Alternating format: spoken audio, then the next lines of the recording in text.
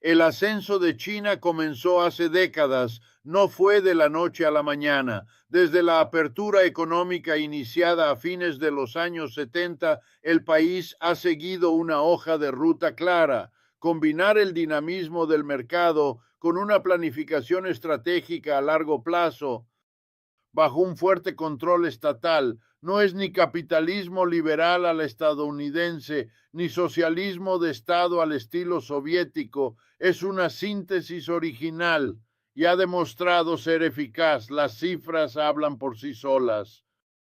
En las últimas 4 décadas, China ha sacado de la pobreza a más de 800 millones de personas. Su PIB ha crecido a tasas promedio superiores al 6% anual. Se ha convertido en el mayor exportador mundial, el principal socio comercial de más de 120 países y un líder en sectores clave como las energías renovables, la inteligencia artificial o los vehículos eléctricos. Todo esto no es accidental.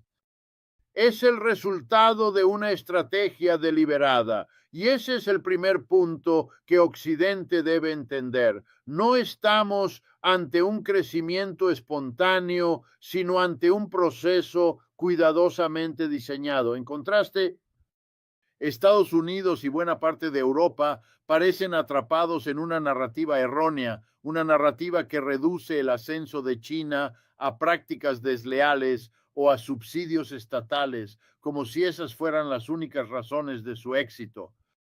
Esa visión es simplista y peligrosa porque impide ver las causas profundas del cambio.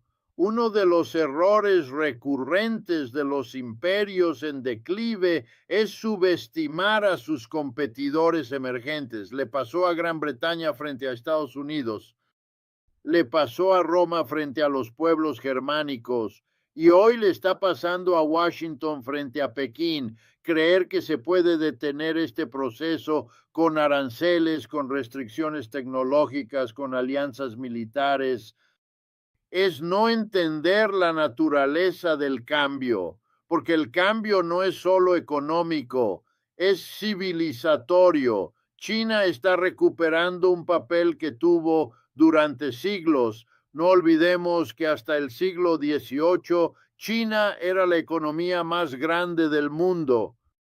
La era de la dominación occidental es un paréntesis relativamente breve en la historia global y ese paréntesis se está cerrando. Quiero empezar con una afirmación que quizás no escuches con frecuencia en los medios occidentales.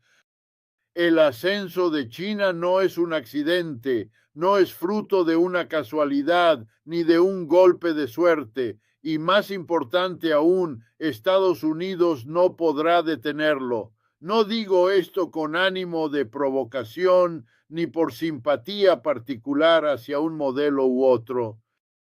Lo digo como simple observación de los hechos, de los procesos históricos que se están desplegando ante nuestros ojos. Y como en todo gran cambio histórico, entenderlo requiere salir del ruido cotidiano y mirar el tablero en su conjunto. Vivimos un momento de transición. Lo que estamos presenciando es el desplazamiento del centro de gravedad de la economía mundial desde Occidente hacia Asia. Y dentro de ese movimiento, el papel de China es central. No es la primera vez que el mundo vive una transformación semejante. Lo hemos visto en otras épocas, cuando Roma sustituyó a Grecia como potencia dominante, cuando Estados Unidos superó a Gran Bretaña en el siglo XX. Y como entonces, hoy hay resistencias. Hay quienes creen que pueden frenar la historia con sanciones, con amenazas, con narrativas ideológicas, pero la historia tiene su propio ritmo y entenderlo es clave. El ascenso de China comenzó hace décadas, no fue de la noche a la mañana. Desde la apertura económica iniciada a fines de los años 70, el país ha seguido una hoja de ruta clara: combinar el dinamismo del mercado con una planificación estratégica a largo plazo, bajo un fuerte control estatal. No es ni capitalismo liberal a la estadounidense, ni socialismo de Estado al estilo soviético. Es una síntesis original y ha demostrado ser eficaz. Las cifras hablan por sí solas. En las últimas 4 décadas, China ha sacado de la pobreza a más de 800 millones de personas. Su PIB ha crecido a tasas promedio superiores al 6% anual. Se ha convertido en el mayor exportador mundial, el principal socio comercial de más de 120 países y un líder en sectores clave como las energías renovables, la inteligencia artificial o los vehículos eléctricos. Todo esto no es accidental. Es el resultado de una estrategia deliberada y ese es el primer punto que Occidente debe entender. No estamos ante un crecimiento espontáneo, sino ante un proceso cuidadosamente diseñado. En contraste, Estados Unidos y buena parte de Europa parecen atrapados en una narrativa errónea, una narrativa que reduce el ascenso de China a prácticas desleales o a subsidios estatales, como si esas fueran las únicas razones de su éxito. Esa visión es simplista y peligrosa porque impide ver las causas profundas del cambio. Uno de los errores recurrentes de los imperios en declive es subestimar a sus competidores emergentes. Le pasó a Gran Bretaña frente a Estados Unidos, le pasó a Roma frente a los pueblos germánicos y hoy le está pasando a Washington frente a Pekín. Creer que se puede detener este proceso con aranceles, con restricciones tecnológicas, con alianzas militares, es no entender la naturaleza del cambio, porque el cambio no es solo económico, es civilizatorio. China está recuperando un papel que tuvo durante siglos. No olvidemos que hasta el siglo XVIII China era la economía más grande del mundo. La era de la dominación occidental es un paréntesis relativamente breve en la historia global, y ese paréntesis se está cerrando. El propio modelo estadounidense muestra signos de fatiga, las desigualdades internas se agravan, la infraestructura envejece, el sistema político está profundamente polarizado y la capacidad de articular estrategias a largo plazo es limitada. En este contexto, tratar de frenar a China mediante la confrontación es un camino estéril y peligroso. La historia ofrece lecciones valiosas. Pensemos en el siglo XIX, cuando Estados Unidos, entonces una joven nación, comenzó a crecer rápidamente. Gran Bretaña enfrentó un dilema: intentar contener a su excolonia mediante la fuerza o adaptarse a la nueva realidad. Tras algunos intentos fallidos de imponer su dominio, Londres optó por una estrategia más pragmática: aceptar el ascenso estadounidense y redefinir su papel en el nuevo orden global. Esa lección debería ser tenida en cuenta hoy en Washington, porque la alternativa, intentar frenar a China mediante la confrontación, solo puede llevar a un escenario de tensiones crecientes y de costos altísimos para todas las partes. No se trata de idealizar a China. El país tiene sus desafíos, desigualdades regionales, problemas medioambientales, tensiones internas, pero su capacidad de planificar a largo plazo, de invertir en infraestructuras, en educación, en tecnología, le da una ventaja estratégica que hoy pocos países pueden igualar, y esto es algo que las narrativas occidentales a menudo pasan por alto. El discurso predominante en muchos medios insiste en los problemas de China, pero minimiza sus logros, y eso crea una visión distorsionada de la realidad. El mundo no se mueve por narrativas, sino por realidades materiales. Y la realidad es que China ha construido una base industrial y tecnológica formidable.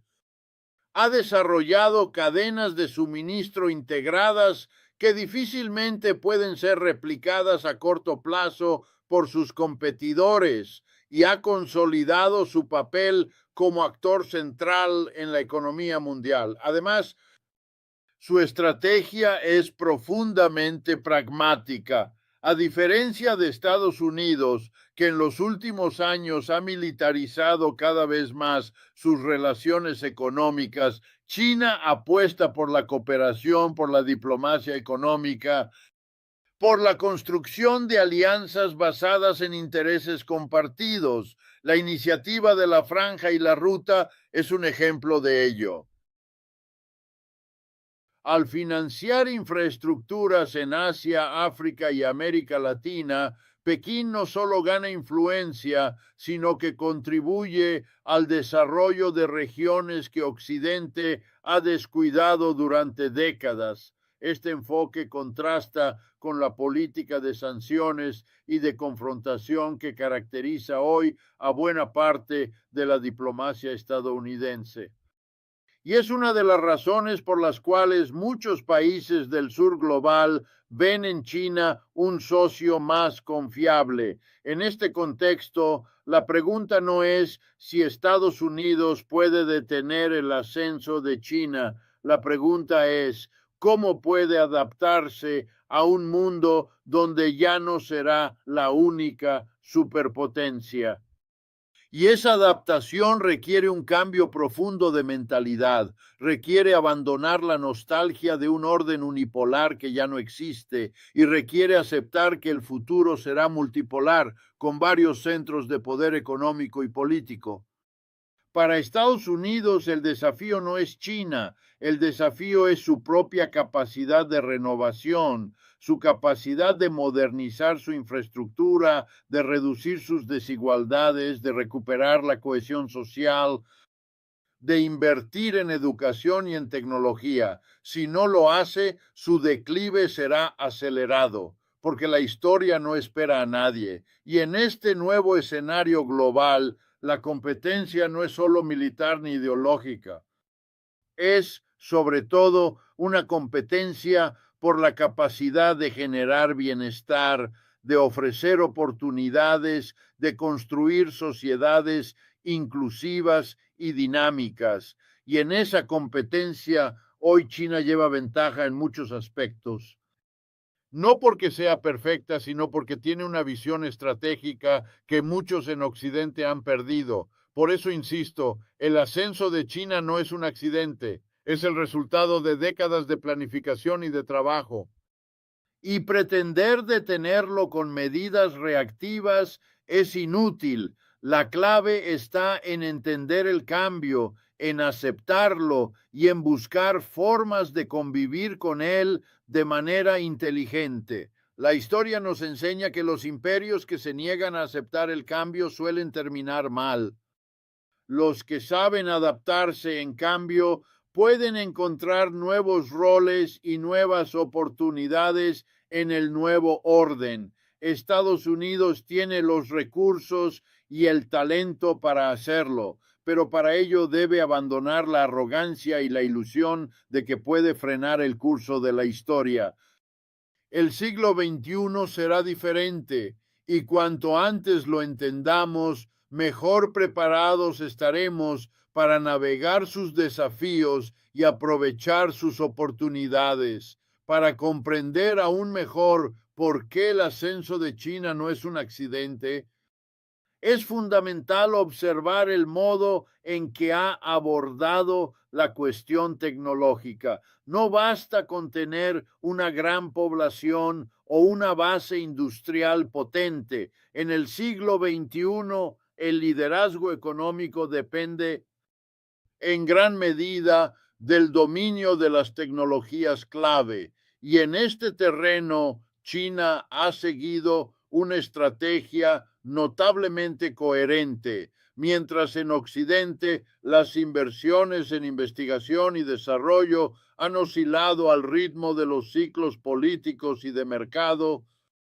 En China se ha mantenido una línea constante, apostar fuerte y a largo plazo por la tecnología. Los resultados están a la vista en campos como la inteligencia artificial, las redes 5G, la computación cuántica, la biotecnología o la energía renovable. Las empresas chinas son hoy competidoras de primer nivel. No es casualidad que gigantes como Huawei, Tencent, Alibaba o BYD estén entre los líderes mundiales en sus respectivos sectores.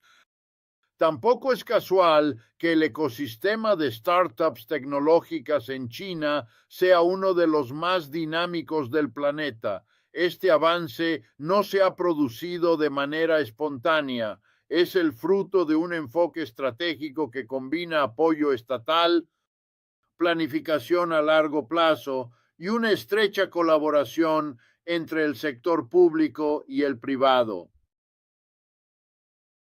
Un enfoque que contrasta con el modelo más fragmentado y cortoplacista que predomina en muchas economías occidentales. A esto se suma otro factor clave, la educación. China ha realizado enormes inversiones en la formación de capital humano. Cada año sus universidades producen cientos de miles de ingenieros, científicos y técnicos altamente cualificados y cada vez más estudiantes chinos que estudian en el extranjero optan por regresar a su país, atraídos por las oportunidades que ofrece un mercado en expansión y una economía en transformación. Frente a esto, Estados Unidos y Europa enfrentan un reto importante. Su sistema educativo en muchos casos no está produciendo el volumen ni el tipo de talento que exige la nueva economía global. Además, las crecientes desigualdades y la polarización política erosionan la cohesión social y dificultan la inversión sostenida en educación y en investigación. El resultado es una brecha creciente en la capacidad de generar innovación, y esa brecha tiene consecuencias económicas y geopolíticas profundas. Otro aspecto a considerar es la cuestión monetaria. Durante décadas, el dólar estadounidense ha sido la moneda dominante en el comercio y las finanzas internacionales. Esto ha dado a Estados Unidos un enorme poder estructural, la capacidad de financiar sus déficits a bajo costo y de imponer sanciones financieras con gran eficacia. Sin embargo, este poder se está erosionando gradualmente. El uso recurrente del dólar como herramienta de presión política ha llevado a muchos países a buscar alternativas. Cada vez más acuerdos bilaterales se realizan en otras monedas. Los bancos centrales de numerosos países están diversificando sus reservas y la aparición de sistemas de pago alternativos al SWIFT refuerza esta tendencia. China, por su parte, ha sido muy activa en este terreno. No busca reemplazar al dólar de un día para otro, pero sí aspira a un sistema más multipolar, donde el yuan tenga un papel creciente, y está sentando las bases para ello, tanto mediante acuerdos bilaterales como a través de instituciones financieras internacionales alternativas. Esta evolución es lenta pero firme y refleja un cambio más amplio en la arquitectura del sistema financiero global, un cambio que reducirá con el tiempo la capacidad de Estados Unidos para proyectar poder a través de la esfera monetaria. Al mismo tiempo, la influencia cultural es otro terreno en el que China avanza con paso decidido. Durante mucho tiempo, la narrativa global estuvo dominada por Hollywood, por los medios de comunicación occidentales, por los valores y símbolos culturales de Estados Unidos y Europa. Hoy, sin embargo, el panorama es más diverso. El auge de las industrias culturales chinas, desde el cine y la televisión hasta la literatura y los videojuegos, refleja una creciente capacidad de generar contenidos con proyección internacional. Además, iniciativas como la expansión global del Instituto Confucio o el creciente interés por el aprendizaje del idioma chino muestran una voluntad clara de aumentar la influencia cultural. No se trata solo de exportar productos culturales, sino de promover una visión del mundo alternativa basada en valores y perspectivas propias. En este terreno, Occidente enfrenta un dilema: cómo responder a una competencia cultural en la que ya no tiene el monopolio de los relatos globales. Ignorar este cambio sería un error estratégico. En paralelo, es crucial analizar las diferencias en los modelos de gobernanza. El sistema político chino, con todas sus limitaciones, ofrece una capacidad de planificación y de ejecución que hoy escasea en muchas democracias occidentales. Mientras en Estados Unidos y en Europa los ciclos electorales cortos y la polarización dificultan las políticas a largo plazo, en China el liderazgo puede implementar estrategias que trascienden los calendarios políticos inmediatos. Esto permite una continuidad en las grandes apuestas estratégicas, infraestructuras, tecnología, energía, desarrollo industrial, y esa continuidad es una ventaja competitiva importante en un mundo donde la estabilidad y la previsibilidad son claves para el desarrollo. Por supuesto, este modelo también tiene riesgos: el exceso de control, la falta de mecanismos efectivos de retroalimentación democrática, los problemas derivados de la concentración de poder. Pero en términos de eficacia para movilizar recursos y orientar el desarrollo, ofrece lecciones que no deberían ser desestimadas. En definitiva, el ascenso de China no es solo económico o tecnológico, es un fenómeno multidimensional que abarca la esfera monetaria, cultural, institucional y geopolítica. Y es un proceso profundamente enraizado en la historia, en la cultura y en la visión estratégica de un país que aspira a recuperar el papel central que tuvo durante siglos en el sistema internacional. Frente a este panorama, la respuesta de Estados Unidos y de sus aliados no puede basarse en la nostalgia ni en la confrontación estéril. Requiere, por el contrario, una profunda reflexión sobre sus propias fortalezas y debilidades. Requiere un esfuerzo serio de renovación interna en la educación, en la infraestructura, en la cohesión social, en la capacidad de formular y ejecutar políticas de largo plazo. Pretender detener el ascenso de China es un error de enfoque.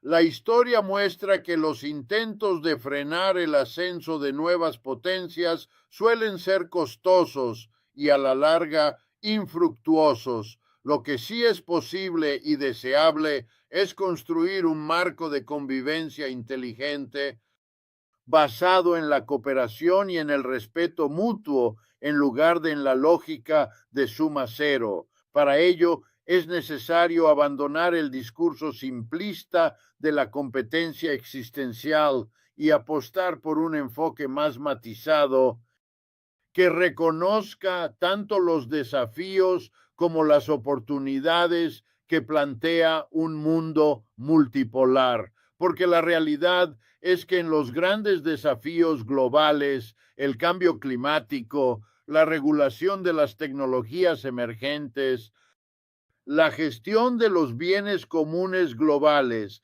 Ninguna potencia puede actuar eficazmente en solitario. La cooperación será indispensable y en ese escenario la capacidad de adaptarse al nuevo equilibrio global será un factor clave para cualquier país que aspire a seguir jugando un papel relevante.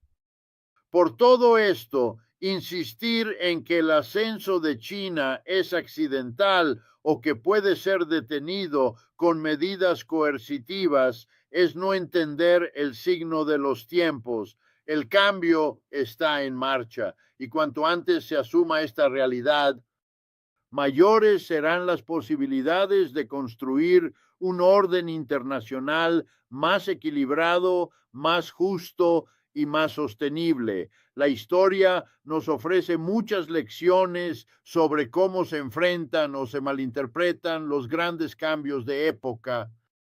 Hoy estamos ante uno de esos momentos y la sabiduría consistirá en saber leer correctamente las señales del presente para evitar repetir los errores del pasado. El ascenso de China no es un accidente, es el resultado de una estrategia deliberada, de un esfuerzo sostenido y de una visión de largo plazo. Negarlo es inútil y pretender detenerlo, un ejercicio de arrogancia que solo puede conducir a mayores tensiones y conflictos. Lo inteligente es, en cambio, preguntarse cómo podemos adaptarnos a este nuevo escenario, cómo podemos construir relaciones más equilibradas y constructivas, cómo podemos renovar nuestras propias sociedades para seguir siendo competitivos y relevantes en el siglo XXI. Estas son las preguntas que deberían ocupar hoy a los responsables políticos, a los líderes empresariales, a los ciudadanos conscientes, porque el futuro no pertenece a quienes se aferran al pasado, sino a quienes tienen el coraje y la lucidez de anticiparse a los cambios y de actuar en consecuencia. Y el cambio, nos guste o no, ya está aquí.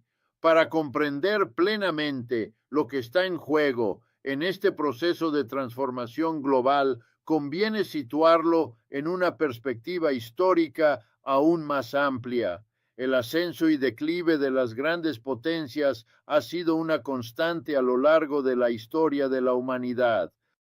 Ningún imperio, por vasto que haya sido, ha mantenido su primacía indefinidamente. El imperio romano, el califato abasí, el imperio mongol, la China imperial, el imperio británico, todos experimentaron ciclos de apogeo y de decadencia. Y cada uno de esos ciclos estuvo marcado por un conjunto de factores estructurales, cambios en la base económica, en las tecnologías predominantes, en las relaciones de poder, en las dinámicas demográficas. Hoy estamos asistiendo a un nuevo capítulo de esta historia milenaria. El siglo XX fue indiscutiblemente el siglo estadounidense. Tras la Segunda Guerra Mundial, Estados Unidos emergió como la potencia hegemónica en casi todos los terrenos: económico, militar, tecnológico, cultural. Durante décadas, su influencia configuró el orden internacional, pero en las últimas 2 décadas, ese orden ha mostrado signos cada vez más evidentes de fatiga. Y el ascenso de China es el fenómeno que mejor encarna ese cambio de era. Lo notable del caso chino es que, a diferencia de otras potencias emergentes del pasado, su ascenso no ha seguido la senda de la confrontación militar directa. Ha sido ante todo un ascenso económico, tecnológico y diplomático, un ascenso basado en la integración inteligente en la economía global, en la acumulación paciente de capacidades, en la construcción de una red de alianzas económicas que trasciende los viejos alineamientos geopolíticos. Y ese enfoque le ha permitido a China ampliar su influencia sin recurrir a la fuerza bruta, lo que constituye una innovación estratégica importante en la historia de las transiciones de poder. Este carácter peculiar del ascenso chino plantea un desafío conceptual a la teoría clásica de las relaciones internacionales, que durante mucho tiempo ha postulado que las transiciones hegemónicas son inherentemente conflictivas, el famoso trampa de Tucídides, según la cual el ascenso de una nueva potencia lleva inevitablemente a la guerra con la potencia dominante, puede no ser un destino inevitable en este caso, pero para que no lo sea, es indispensable que las potencias establecidas, empezando por Estados Unidos, actúen con inteligencia estratégica, y eso requiere, ante todo, un cambio de mentalidad. Durante demasiado tiempo, la política exterior estadounidense ha estado marcada por una visión excesivamente militarizada del poder. La tentación de recurrir a la coerción, a las sanciones, a las demostraciones de fuerza ha sido recurrente, pero en un mundo cada vez más interdependiente, estas herramientas tienen rendimientos decrecientes. Y en el caso específico de China, pueden ser incluso contraproducentes, porque China ha desarrollado una resiliencia notable frente a las presiones externas, su capacidad de reorganizar sus cadenas de suministro, de diversificar sus mercados, de reforzar su autonomía tecnológica ha crecido exponencialmente en los últimos años, y cada intento de estrangular su desarrollo mediante medidas coercitivas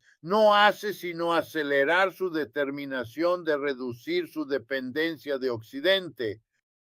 Este es un punto que muchos analistas en Washington parecen subestimar. Creen que mediante sanciones o controles tecnológicos podrán frenar el avance chino, pero lo que están logrando en muchos casos es catalizar un esfuerzo nacional aún mayor para alcanzar la autosuficiencia en sectores clave. El caso de los semiconductores es emblemático.